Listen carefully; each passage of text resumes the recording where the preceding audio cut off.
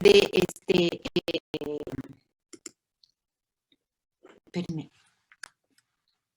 aquí.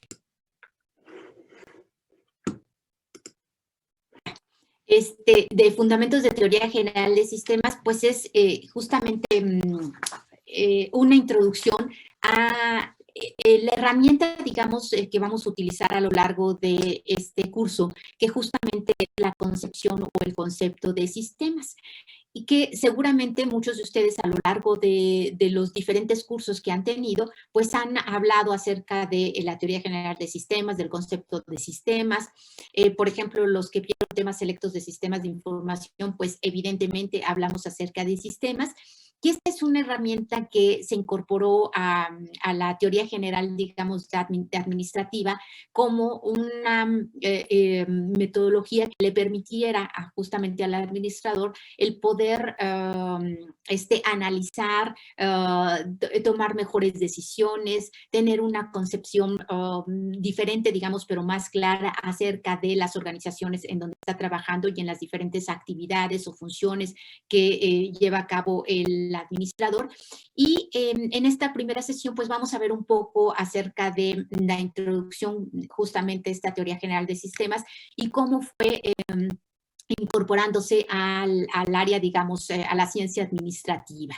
Y evidentemente, espero yo que muchas de lo que vamos viendo en esta primera introducción, ustedes lo hayan visto en otras materias y lo vayan recordando.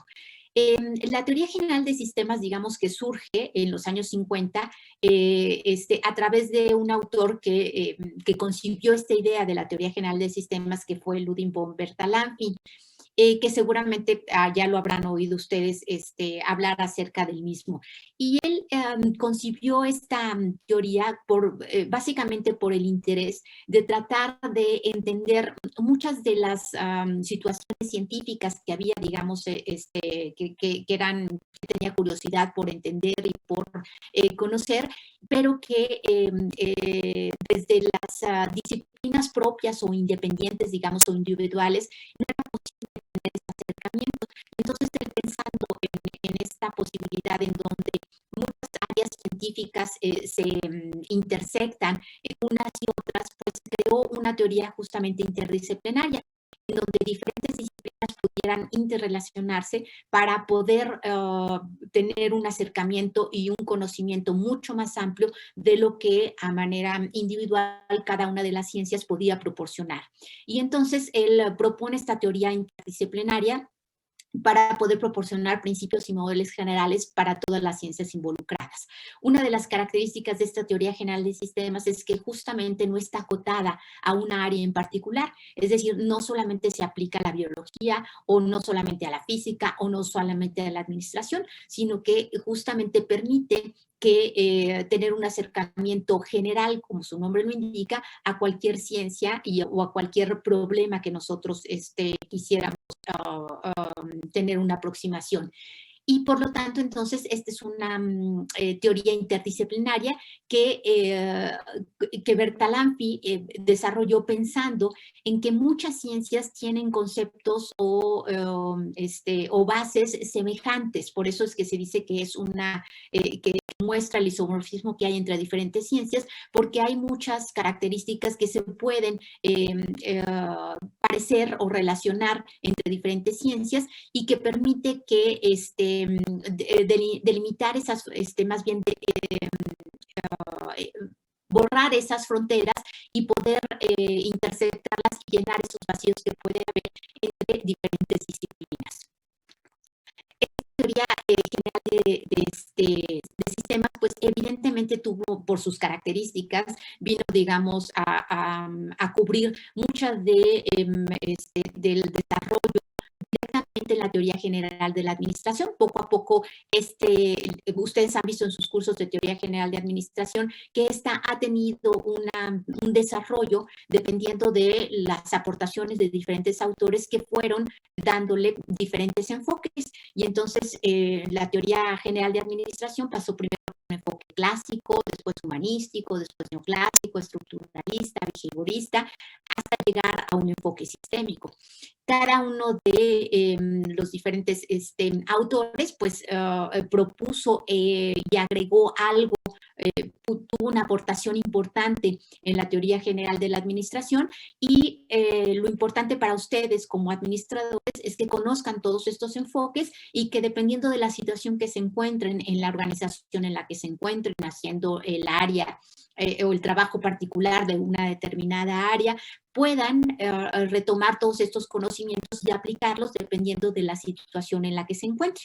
Y finalmente, pues llega esta teoría general de sistemas de Bertalanffy para poder cubrir ciertos aspectos, digamos, otro enfoque diferenciado de lo que hasta entonces se conocía o se había desarrollado en la teoría general de la administración.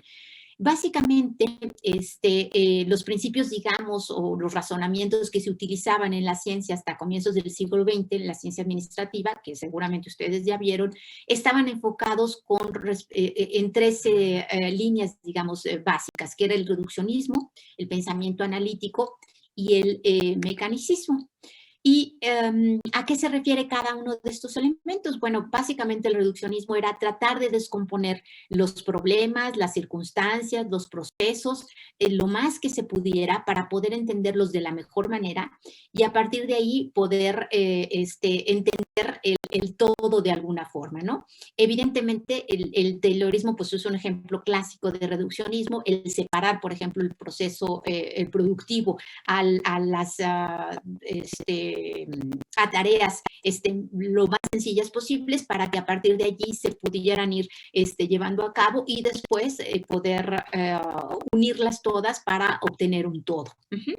Y esto también evidentemente permitía que uno en una situación en la práctica pudiera justamente un problema descomponerlo a lo más sencillo para empezar por resolver lo más sencillo y después irle agregando complejidad a la situación. Esta es una aproximación que de alguna manera nos puede permitir empezar por resolver, digamos, lo más sencillo para poder resolver lo más complicado. A veces sí se puede en ciertas circunstancias considerar, digamos, esta parte de reduccionismo. Hay otras situaciones en donde la situación está digamos, mezclada o interrelacionada, que no hay manera de poderlo separar así tan literal en pequeñas partes. Evidentemente, para poder llegar a esas pequeñas partes, para poder reducirlo en elementos particulares, pues nos servimos de un pensamiento analítico que nos permite explicar justamente esas cosas de tal manera de poderlas reducir a lo más simple posible para poderlas solucionar o explicarlas con más facilidad. Y luego, como les decía, estas soluciones o explicaciones parciales pues las podemos integrar en un todo de tal manera de poder dar una solución general o una explicación general a todas esas análisis de las partes que nosotros revisamos previamente. Evidentemente, todos estos enfoques o todas estas aplicaciones sirven a nosotros para poder resolver todas las situaciones cotidianas que se van presentando. Y el tercer elemento enfocado con esta aproximación tiene que ver también con el mecanicismo, que esto no es otra cosa más entender cuál es la causa, ver el efecto y analizar cuál es la causa de un determinado fenómeno. Y esto es cuando tenemos eventos o situaciones muy sencillas en donde no tenemos, digamos, mucho que hacer porque siempre el efecto fue originado por una determinada causa. Cuando nosotros tenemos un proceso sencillo, un problema sencillo, pues es fácil determinar que evidentemente una determinada causa va a tener un efecto. Por ejemplo, en el automóvil, pues si el automóvil mantiene la gasolina, evidentemente no se mueve. Entonces, el que no se mueve el coche es falta de combustible. Eso es una situación muy sencilla. Pero si el coche sí tiene gasolina y no se mueve, pues entonces ya esa causa final lo estaba pensando que era el efecto que no se mueve el coche, pues no puedo resolver de esa manera.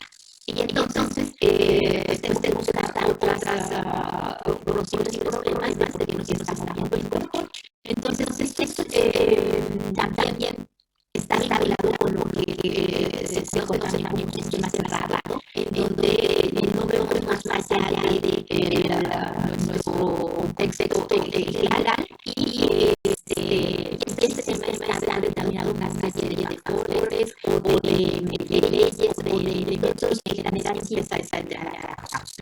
Pero evidentemente esta situación acerca o esta mecanismo de la causa-efecto pues no considera aquellas excepciones en donde puede ser que la de la gasolina no esté funcionando y ese es el problema de que aunque tenga gasolina el coche no se pueda mover, por ejemplo.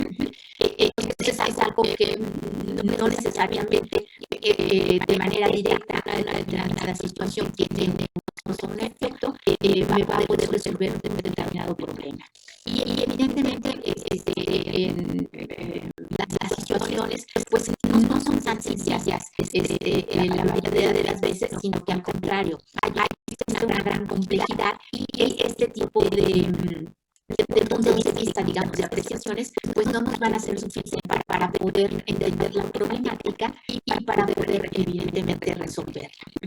Entonces, ante ese enfoque, esos elementos que estaban propuestos desde un enfoque clásico, surge el enfoque sistémico y entonces ya no vamos a hablar de reduccionismo, sino al contrario, de expansionismo. Ya no vamos a resolver en el pensamiento analítico, sino en el pensamiento sintético.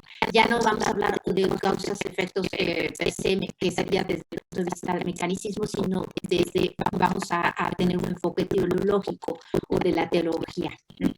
¿A qué se refieren cada uno de estos elementos? Bueno, el enfoque expansionista pues es todo lo contrario del reduccionismo. Lo que necesitamos es ampliar, digamos, nuestros horizontes, ampliar todo, tratar de entender todo lo que sostiene un fenómeno como parte de un fenómeno mayor. Normalmente nosotros estamos dentro de un sistema el cual tiene subsistemas, pero también formamos parte de un sistema mayor y eso es en las organizaciones pues es de manera, digamos, mucho más evidente. Y nos permite entonces este punto de vista expansionista poder entender un sistema que depende de la relación de otros sistemas mayores, pero también de otros sistemas que están inmersos dentro de ese sistema. Y evidentemente, como dice ahí la diapositiva, el expansionismo no niega que cada fenómeno está constituido de partes, pero enfatiza más bien en un todo y en cómo funciona en todo. Entonces, si nosotros lo vemos desde la organización, desde un punto de vista sistémico, pues bueno, se entiende que, por ejemplo, en una organización podemos tener organizados por áreas funcionales, el área de contabilidad, el área de producción, el área de informática, el área de finanzas, pero que todas tienen que trabajar o funcionar de manera interrelacionada para que la organización o la empresa funcione de manera adecuada. Todos tienen que poner, digamos, su granito de arena y comunicarse y funcionar de manera interdisciplinaria o interfuncional para que la organización funcione de manera adecuada. Y esta visión orientada hacia los elementos fundamentales nos permite pues tener una visión mucho más expandida, justamente como tal, como se menciona del expansionismo, y es, digamos, el punto de vista del enfoque sistémico que nosotros vamos a tratar o que nos va a ayudar para poder analizar los problemas que se presenten en la organización.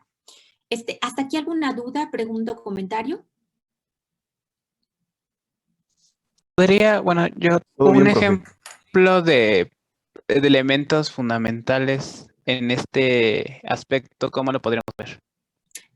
Con eso, por ejemplo, con los elementos, las tareas fundamentales que realiza cada área funcional. O sea, lo que es esencial. Lo que es no solo esencial, sino lo que te permite de manera básica el poder, digamos, funcionar.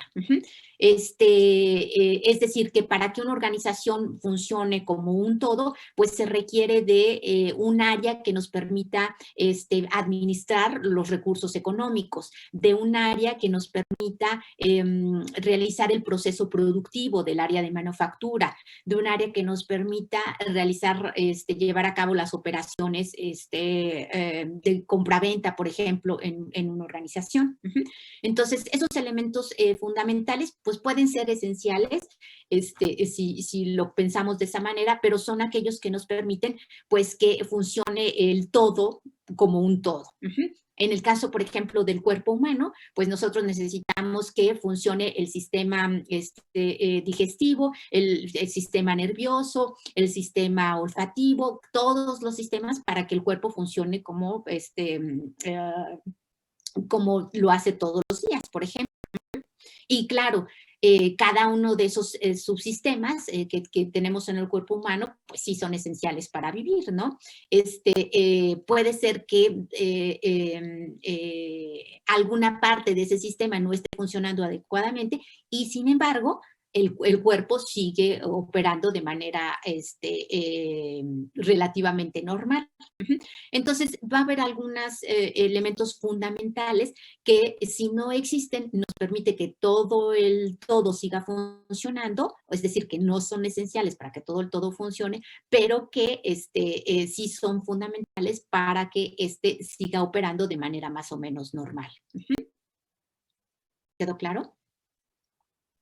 Sí, profesora. Ajá, ¿alguien más? ¿Alguien más había, o se oyó una voz por ahí?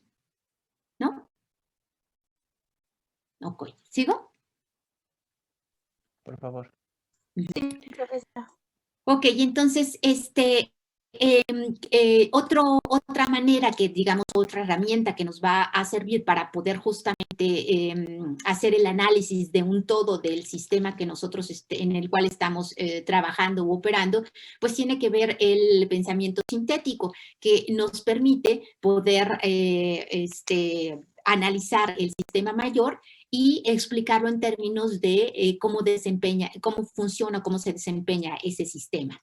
El enfoque sistémico entonces está más interesado en unir las cosas que en separarlas, pero eso no quiere decir que desde el punto de vista del sistema nosotros no tengamos claro que hay subsistemas y que nosotros podemos también analizar esos subsistemas para poder entender el todo. En un pensamiento sintético, lo que nosotros, por ejemplo, podríamos ejemplificar en una organización no es simplemente de manera aislada ver cómo funciona el área de finanzas y cómo funciona el área de ventas, sino más bien entender el proceso de compraventa. Y el proceso de compra-venta, pues evidentemente involucra al área de finanzas para poder reconocer el pago y al área de ventas para poder reconocer que como ya se pagó un producto, entonces nosotros solo podemos enviar al cliente.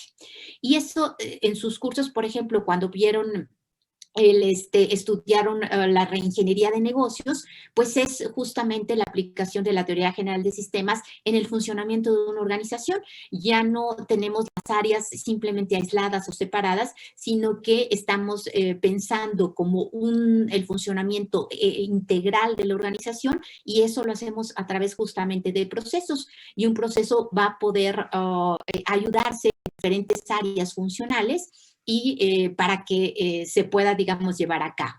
Y esto evidentemente también lo vemos de manera como un espejo cuando aquellos compañeros que ya cursaron temas selectos de sistemas de información, pues lo que hacen los sistemas de información es justamente reflejar en términos automatizados de los sistemas informáticos los procesos que se están llevando en una organización y que estos sistemas de información integrales como un ERP o un CRM o un SCM, lo que hacen es pues automatizar estos procesos a través de un sistema de información.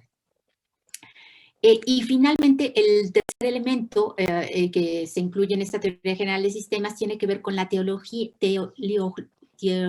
teleología, perdón, que indica que en muchas situaciones no es tan evidente esta relación determinista de una causa y un efecto, sino que más bien se entiende como un elemento de probabilidad. Es decir, probablemente una determinada causa va a generar en un determinado porcentaje un efecto, pero no quiere decir que sea el único elemento que va a generar un efecto. Entonces, en el ejemplo del coche que yo les ponía, normalmente, o sea, probablemente cuando el coche no tiene gasolina, el 100% de las veces no se mueve. Pero puede suceder que en otro porcentaje, cuando yo tenga gasolina y el coche no se mueve, pues va a estar determinado por otros conceptos o por otros factores, digamos, que van a incidir en que esa situación no suceda. Y entonces, ¿qué sería como el contrario? Pues el 100% de las veces se supondría que cuando el coche tiene gasolina, pues va a caminar, pero pues no, puede suceder que un 95% de las veces, un 5% más bien de las veces, la bomba de la gasolina no funciona y por eso el coche, aunque tiene gasolina, no funciona. Y entonces, más bien lo que se piensa es que nosotros vamos a tratar de que se cumpla un determinado objetivo, un determinado fin, y ese determinado objetivo y fin está determinado por una serie de causas, por una serie de factores que van a incidir en esa situación y que por lo tanto yo tengo que analizar para poder determinar cuál es como la problemática que está surgiendo y que no me permite cumplir con ese propósito o con ese objetivo. ¿Qué sucede? Y eso es evidente, por ejemplo, en la administración. Les ponía yo la clase pasada que el ejemplo de una máquina que está produciendo una serie de productos, valga la redundancia, y donde uno pensaría que, pues, si yo le puse material a la máquina y se empezó el proceso productivo, voy a obtener un resultado adecuado del producto que yo quiero. Pero puede ser que ese producto empiece a salir defectuoso, no sale con la calidad que debería de tener, o no sale con la forma que debería de tener, o no sale con el color que debería de tener. Y entonces uno debe de analizar diferentes factores que pueden estar involucrados con ese defecto. En principio, yo podría pensar, bueno, pues es que no se está poniendo el material indicado y por eso el efecto va a ser que no obtenga yo el producto que yo debo de tener. Pero les comentaba yo que puede haber otras causas que estén generando esa problemática. Puede ser que sí le estoy poniendo el material, pero no se lo estoy poniendo en la cantidad indicada. Puede ser que el material que yo estoy introduciendo no tenga la calidad adecuada porque cambié de proveedor. Puede ser que el operario es nuevo y que no sabe utilizar adecuadamente la máquina. Puede ser que la máquina necesita mantenimiento y por eso está generando los productos ya de manera defectuosa. Entonces, yo tengo que analizar todos esos factores que pueden incidir en el objetivo final. ¿Cuál es el objetivo final? Que mi producto salga con la calidad que se necesita, ¿sí? Al agregar, digamos, estos tres principios de expansionismo, pensamiento sintético y teleología, la teoría general de sistemas propicia también el surgimiento de una nueva área o de una nueva disciplina que tiene que ver con la cibernética y que también incidió, digamos, o influenció en la teoría general de administración para tener otro punto de vista para poder entender la administración y los problemas involucrados en las organizaciones desde el punto de vista administrativos. Y entonces, tanto la cibernética como la teoría matemática de la administración, la teoría de sistemas y evidentemente hoy en día todo lo que tiene que ver con las tecnologías de información, pues han aportado y han contribuido a un mejor entendimiento y resolución de problemas en el aspecto administrativo. La cibernética, entonces, pues también vinculada con la teoría de sistemas y con la aparición de las tecnologías de información, surge justamente más o menos en esa época y esta fue creada por Norbert Wiener entre 1943 y 47.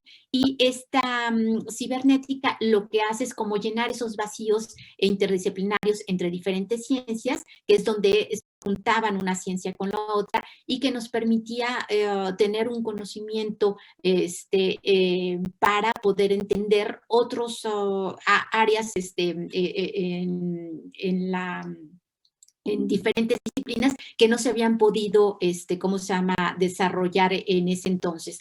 Entonces, por ejemplo, también en esa época, en la Segunda Guerra Mundial, por ejemplo, muchos de estos aplicaciones aparecieron, digamos, o se vieron, sirvieron para ciertas situaciones que se dieron, por ejemplo, en la Segunda Guerra Mundial. Y entonces, combinando la teoría matemática, por ejemplo, con la teoría de sistemas, con sistemas automatizados, pues entonces aparecieron o surgieron muchas innovaciones que una vez que pasó la guerra, pues nosotros pudimos introducir en diferentes áreas y herramientas y conocimiento en diferentes áreas de la vida, digamos, ¿no?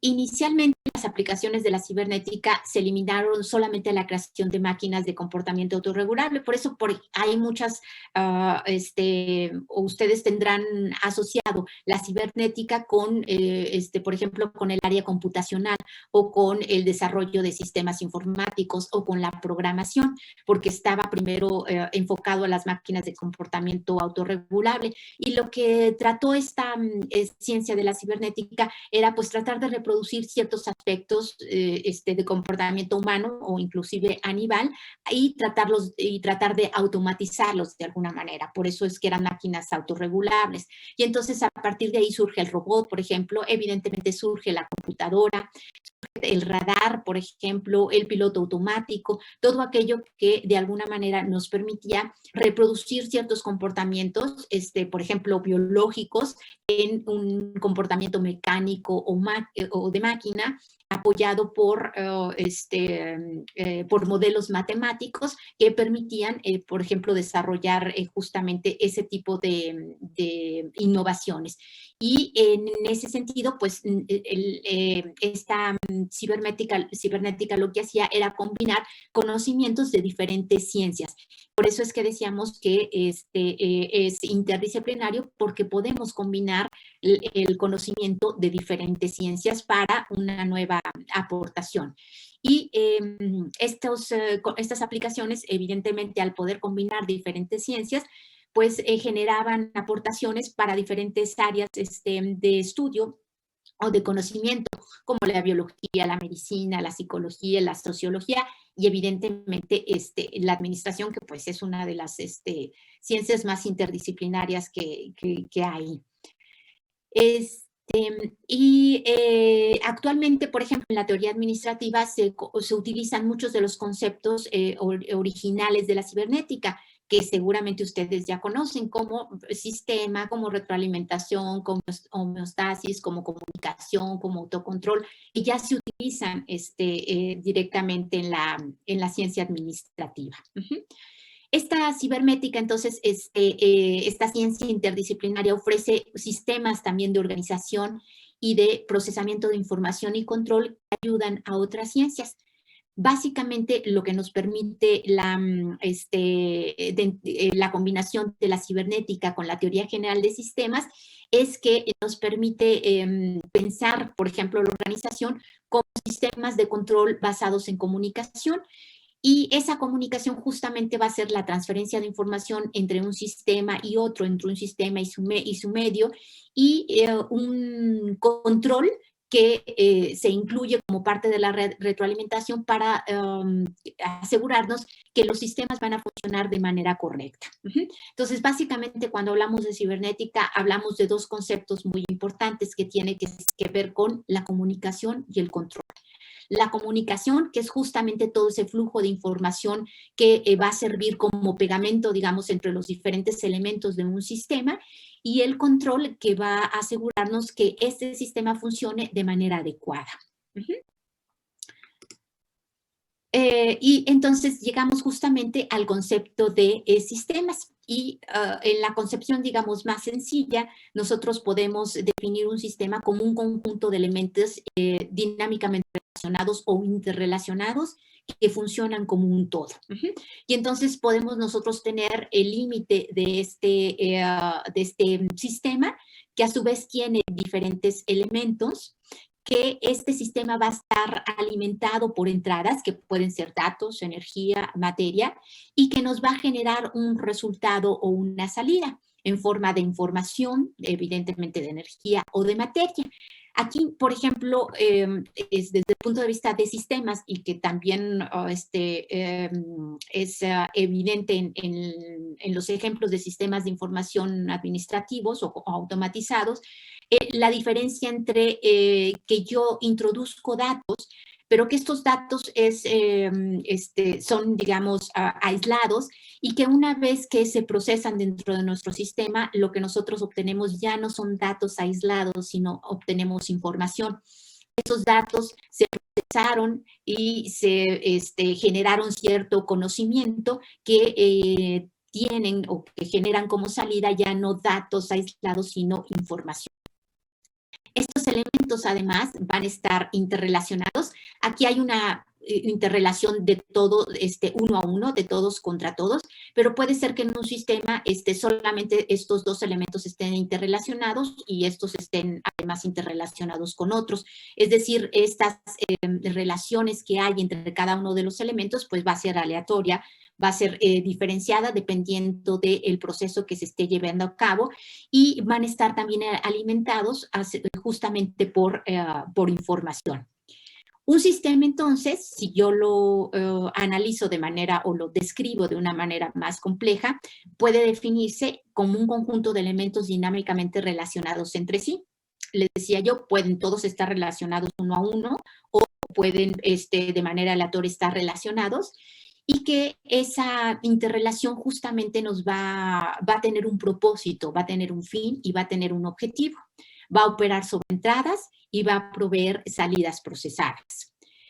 Los elementos, las relaciones entre ellos y los objetivos, evidentemente constituyen los elementos fundamentales de un sistema.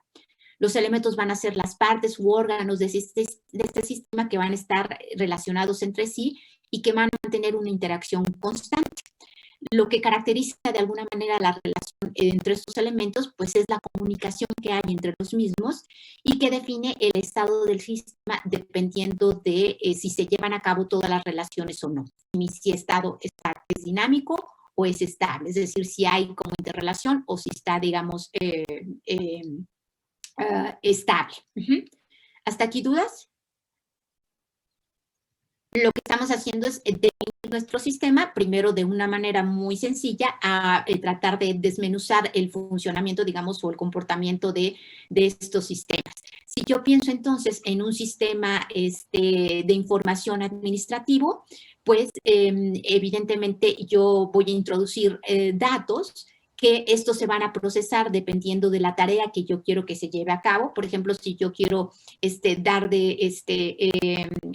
hacer un pago por una venta de un producto, pues el objetivo es que ese pago se vea reflejado en términos económicos y que ese producto se vea entregado al cliente que me lo compró. El objetivo que es que se lleve a cabo el proceso de compra-venta con el fin que tiene la empresa de recibir un dinero por esa venta y el cliente de recibir su producto por la venta por la compra que realizó. Las líneas que forman la red de relaciones, pues constituyen justamente las comunicaciones que hay en esos sistemas y las líneas reflejan la comunicación del origen y el destino que debe de tener esa relación y además el flujo de información que debe de haber entre el origen y el destino. Y cómo yo debo de cumplir con las decisiones que me van a ir llevando durante un proceso para cumplir con el objetivo de ese sistema. De alguna manera también las redes lo que me van indicando es qué pasos o qué fases debe de cumplir este proceso para que cumpla con el objetivo final. y evidentemente esos pasos están determinados por procesos de decisiones que yo puedo describir y puedo implementar en ese proceso automatizado para que se lleve a cabo justamente el objetivo común. ¿Cuál sería uno de esos ejemplos? Bueno, pues que si una decisión tendría que ver con que si no se recibe el pago, si el área de finanzas, digamos, no recibe el dinero como tal, pues entonces no puedo yo entregar el producto a ese cliente. Y así, a lo largo de todo el sistema, se cumplen una serie de decisiones que implican que continúe en el siguiente paso o en la siguiente fase del proceso que yo estoy implementando en mi sistema. De este modo, entonces, el sistema tiene un conjunto de elementos que van a ser los componentes de mi sistema, que están relacionados a través de una red de comunicaciones, que es la consecuencia de la interacción de los elementos, que realiza una actividad con el fin de alcanzar un objetivo o propósito, al operar sobre entradas, insumos o recursos del sistema y proveer salidas o productos de mi sistema.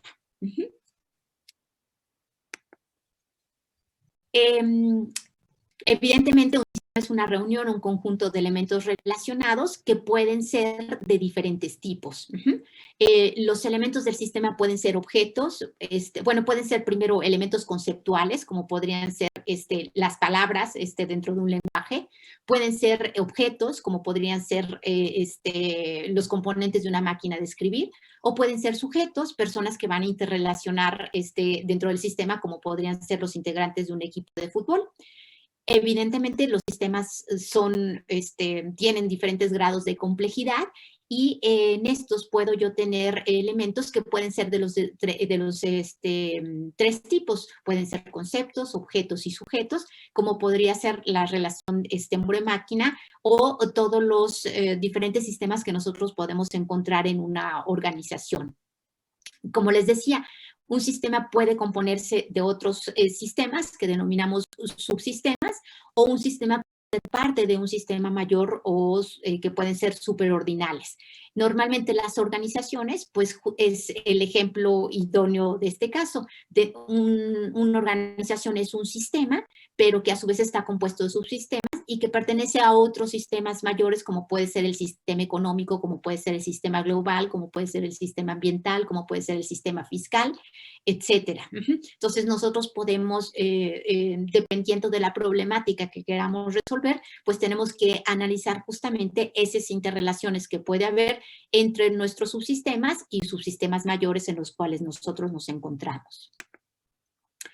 Los sistemas se pueden clasificar también de tal manera que nosotros podamos tener una aproximación más adecuada hacia la problemática que implica ese sistema, y pueden clasificarse desde el punto de vista de su complejidad, desde los sistemas más sencillos o más simples a los más complejos o incluso hipercomplejos.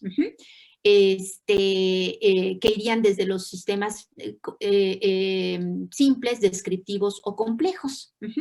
Y también pueden clasificarse con respecto a la certeza o la certidumbre que podemos tener acerca de esos sistemas, ya sean deterministas, en los cuales nosotros sabemos perfectamente cómo se comporta ese sistema y cómo se va a comportar, cómo se está diseñado, hasta aquellos en donde nosotros no tenemos esa certeza y entonces hablamos acerca de sistemas probabilísticos, en donde decimos, bueno, pues el 90% de las veces el sistema se puede comportar de esa manera, y hay algunos sistemas en donde decimos, híjole, pues el 5% de las veces se comporta de esa manera y las otras no tenemos idea de cómo es que funciona, digamos, o reacciona o se comporta ese sistema. Y yo, evidentemente, puedo combinar esas dos clasificaciones. Por un lado, la complejidad de los mismos y por otro lado, la certeza de los mismos.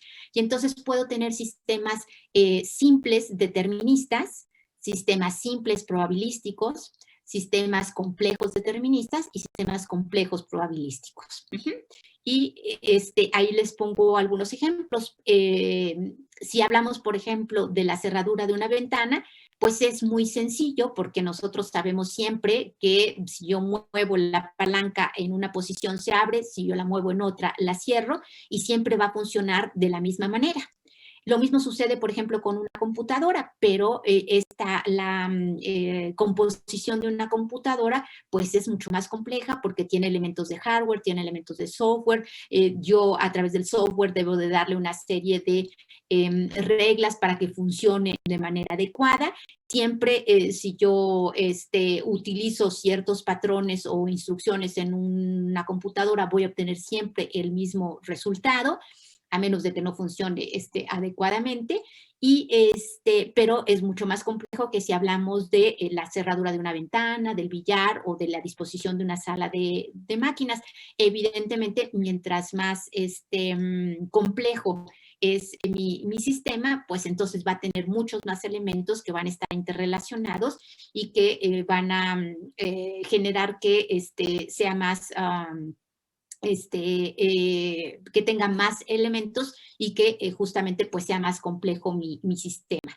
Y evidentemente, por ejemplo, un sistema determinista hipercomplejo es un universo que sabemos cómo funciona, que siempre funciona de la misma manera, pero que tiene tantos elementos y no los conocemos, que resulta pues un sistema hipercomplejo.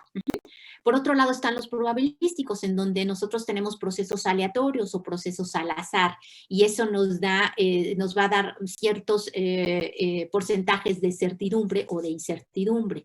Entonces, los sencillos, pues, pueden ser un juego de dados, en donde nosotros tenemos un dados con 6 posibilidades de obtener un resultado. Siempre vamos a obtener un resultado del 1 al 6, pero tenemos diferentes probabilidades de que salga el 1, el 4, el 6, el 5 o el 3, por ejemplo, ¿no?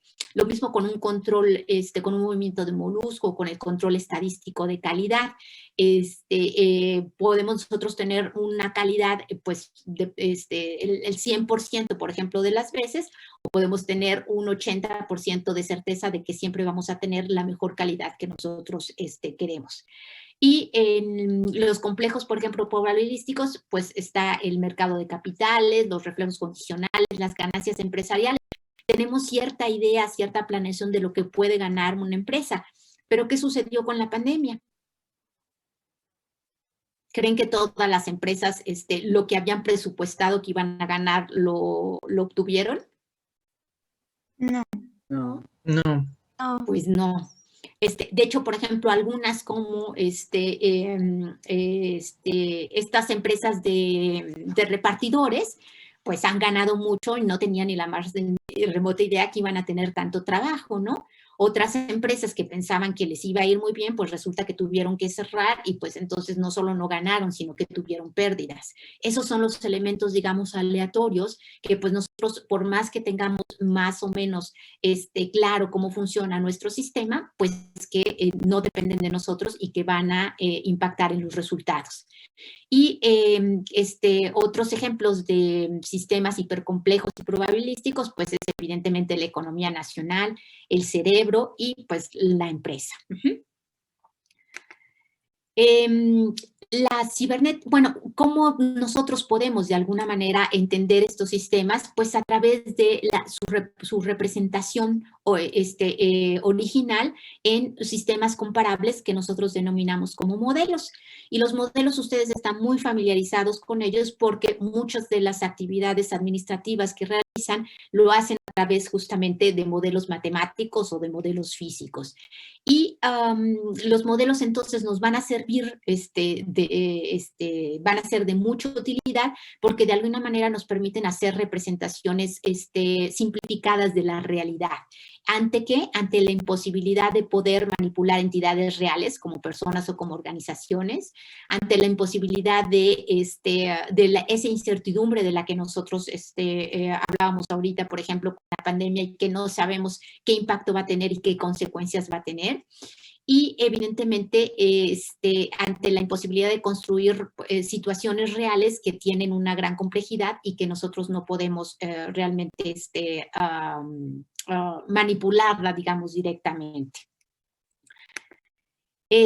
La construcción de modelo, entonces, nos permite de alguna manera poder hacer réplicas isomorfas o homomorfas. Los sistemas isomorfos nos permiten tratar de poder reproducir la forma exacta de lo que nosotros queremos hacer. Como por ejemplo, en el caso de una línea de producción, nosotros hacemos una reproducción isomorfa porque cada uno de los productos son iguales, por lo menos en forma. Tratamos que esos productos también funcionen de la misma, todos iguales, pero cuando no sucede de esa, cuando hay casos en donde salen defectuosos, los productos, pues bueno, aunque parecen que son iguales, pues ya su funcionamiento no está funcionando también de manera igual. Y hay otros casos en donde no podemos replicar exactamente la realidad, no lo podemos reproducir de manera isomorfa. Y entonces tratamos de hacerlo de manera similar, pero con diferentes proporciones. Y entonces en ese caso, por ejemplo, hacemos un modelo reducido, simplificado, para que tenga las características similares al sistema original. Y ejemplo de ello, pues son las maquetas, las plantas de los edificios, los circuitos eléctricos, los organigramas de las empresas, los diagramas de flujos y de rutinas, los procedimientos de modelos matemáticos. Entonces, si se fijan, esto es algo con el que ustedes, son los modelos que son las herramientas que ustedes como administradores utilizan para el desempeño de sus actividades. Y finalmente, entonces, nosotros podemos también, así como tenemos diferentes sistemas, podemos también tener diferentes clases y tipos de modelos. Si yo los ordeno en cuanto a su función, puedo tener modelos descriptivos, predictivos o normativos. Si yo los clasifico en términos de estructura, puedo tener icónicos, análogos o simbólicos. Si es en cuanto al tiempo, simbólico o estático. Si es en cuanto a la incertidumbre, determinista, probabilística o de juegos. Y si es en cuanto a su generalidad, específicos o generales. Y aquí aparecen, les pongo ejemplos de cada una de estas combinaciones en cuanto a clase o función. Si yo simplemente quiero que me describa una determinada situación, pues puedo tener, por ejemplo, un modelo de unos planos de edificio. Si yo lo que quiero es que me generar algo similar en cuanto a su estructura, puedo tener, por ejemplo, el modelo de un avión. Si lo que yo quiero es que me indique, agregar, por ejemplo, que me describa una determinada situación sin incorporar la variable tiempo, puedo tener, por ejemplo, un modelo estático, como por ejemplo el organigrama. Si quiero que me reproduzca de una manera cierta incertidumbre o probabilidad de que algo suceda, puede ser, por ejemplo, las tablas de seguros de vida, que allí tienen, digamos, modelan la siniestralidad de los diferentes eventos que yo puedo tener, si se trata de un modelo de un seguro de vida, un seguro de casa, un seguro de auto, por ejemplo, o un seguro de gastos médicos que ahorita desgraciadamente han sido tan utilizados. De tal manera que dependiendo de qué quiero yo que me represente, qué parte de la realidad yo quiero que me represente ese modelo, pues puedo tener diferentes tipos y como pueden ver, tenemos muchos ejemplos ahora sí que en su trabajo como administradores. ¿Hasta aquí alguna duda, pregunta o comentario?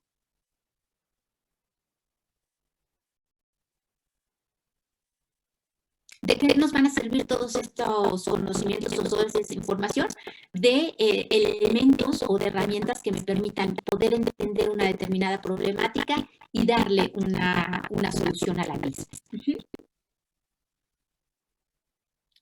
¿Nadie? Ok, entonces hasta aquí dejamos la clase de hoy. Lo que les voy a pedir de tarea es que ustedes de manera individual busquen un ejemplo de cada uno de estos, evidentemente haciendo con el trabajo de administración, en cualquier área funcional, en cualquier actividad dentro de la organización, en cualquier nivel dentro de la organización, que me den un ejemplo en cuanto a función, cada uno de los ejemplos de los tipos en cuanto a función, cada uno de los tipos en cuanto a estructura, cada uno de los tipos en cuanto a tiempo, incertidumbre y generalidad. ¿Sí?